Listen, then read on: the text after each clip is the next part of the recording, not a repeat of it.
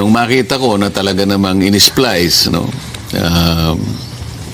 pinagkukuha sa iba't ibang bahagi ng aking mga pahayag, pinagdikit-dikit, pinag-connect-connect o na lalong-lalo na in-splice ninyo, wala naman akong makitang kadahilanan kundi yung ang epekto nito ay masiraan ako. Kay Chuck yun, ganun ang motibo nun, Sen. Oho. Sabi ko, wala akong ibang makitang dahilan kung hindi yung balak na siraan ako. Siraan, opo. Yan. Umalma si Senador Rodante Marcoleta na ang kanyang video ay pinuputol-putol daw.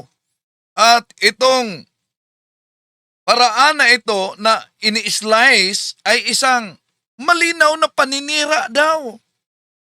Ngunit ang malaking tanong dito, alam kaya ni Senador Rodante Marcoleta na matagal nang ginawa ito sa siktang inaniba niya ang Iglesia ni Kristong tatag lamang ni Felix Manalo?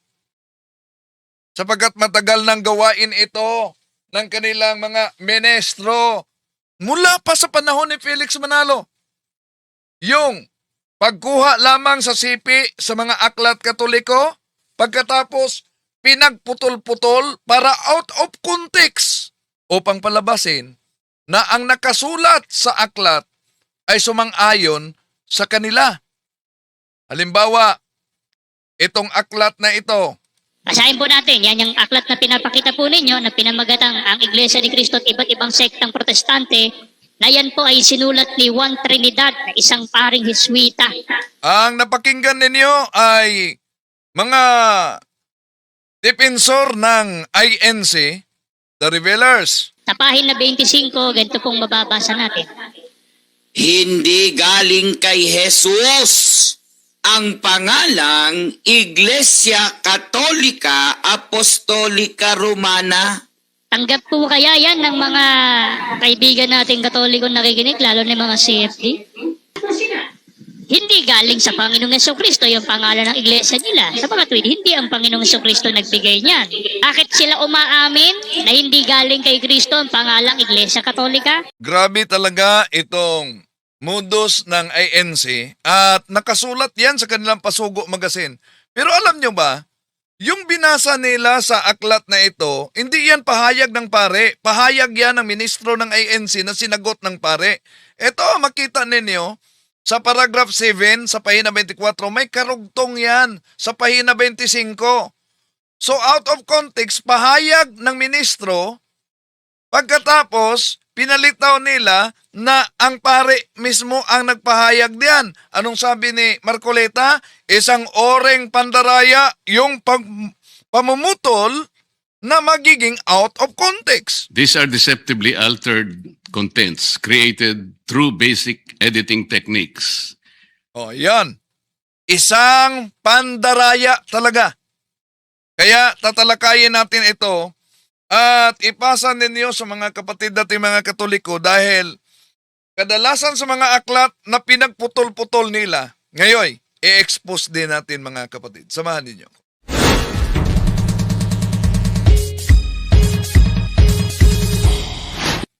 Kumusta? Welcome. Ito yung lingkod, Brad Wendell Talibong, muling magkasama niyo sa pagkakataong ito at inanyahan natin ating mga suking taga-subaybay. Huwag kalimutang pindutin ang like sa ating live at huwag din kalimutang mag-subscribe at pindutin ang bell button para updated kayo, mag-comment at i-share ninyo.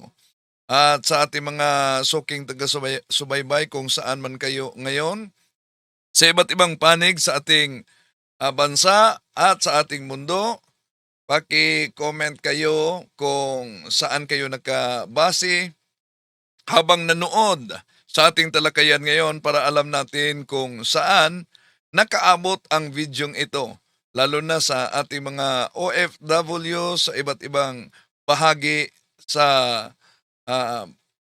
iba't ibang bansa sa ating mundo. Sa lahat nating mga suking taga-subaybay, welcome po. Ito na. Umalma si Senador Marcoleta. Siya mismo, biktima nitong pag-slice, pag-chop-chop sa video. At para sa kanya, ito'y malinaw na sabi niya, malinaw na pandaraya. Nung makita ko na talaga namang in-splice, no, pinagkukuha sa iba't ibang bahagi ng aking mga pahayag, pinagdikit-dikit, pinag-connect-connect o na lalong-lalo na in-splice ninyo, wala naman akong makitang kadahilanan kundi yung ang epekto nito ay masiraan ako. Ganon pala. Ang epekto sa pag putol-putol ng kanyang video ay para siraan siya. Kay Chuck yun, ganun ang motibo nun, Sen. Oho. Sabi ko, wala akong ibang makitang dahilan kung hindi yung balak na siraan ako. Siraan, opo. Oo. So, yun talaga. Basta pinutol-putol out of context, yun ay maliban na paninira, isang pandaraya. Balikan natin ang mga matagal nang ginagamit na paninira at pandaraya sa mga ngaral sa iglesyang inaniba ni Marcoleta. Imagine, gamit nila itong aklat na ito, mga kapatid, at maraming nabiktima sa maling akala. Dahil Basahin po natin, yan yung aklat na pinapakita po ninyo na pinamagatang ang Iglesia ni Cristo at iba't ibang sektang protestante na yan po ay sinulat ni Juan Trinidad na isang paring Hiswita. Sa pahina 25, ganito pong mababasa natin. Hindi galing kay Jesus ang pangalang Iglesia Katolika Apostolika Romana. Tanggap po kaya yan ng mga kaibigan nating Katolikong nakikinig, lalo na mga CFD? Hindi galing sa Panginoong Jesucristo yung pangalan ng iglesia nila. Sa mga tweet, hindi ang Panginoong Jesucristo nagbigay niyan. Bakit sila umaamin na hindi galing kay Kristo ang pangalang Iglesia Katolika?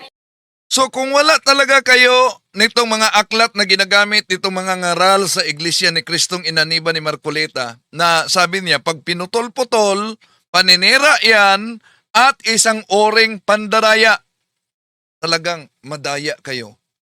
Bakit? Pansinin ninyo, pahina 24, binasa nila, mga kapatid, pero ito ang konteksto sa naturang aklat. Nakita ninyo sa TV screen. Pahina 24, ituloy lang natin sa pahina 25. Kaya nga't ang dalawang pinakamalaking dahilan ng mga guro ng Iglesia ni Cristo laban sa Iglesia Katolika Romana ay nauwi. Ang una, hindi galing kay Jesus ang pangalang Papa. Ang ikalawa, hindi galing kay Jesus ang pangalang Iglesia Apostolika Katolika Romana. Ngunit